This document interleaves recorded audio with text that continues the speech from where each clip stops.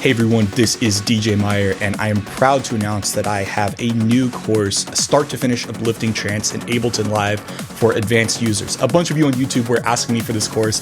I've been working on it for a while, so I'm happy to finally present it, finally have it done, and give it to you guys. So this really is start to finish. We're gonna start by writing the melody, then we're gonna be doing all the layering, some of the sound design, all the way to the end where we're gonna do a radio edit, doing a rough master, and how to send your track to labels. So this is gonna be the track that we're making from scratch, really. This is an advanced course, so I am using my third-party plugins, and I'm not holding back. There are no secrets. I'm showing you exactly how I make my tracks. So take a listen, and I hope you join me here on Ready for Masterclass for this start to finish advanced trance production in Ableton Live.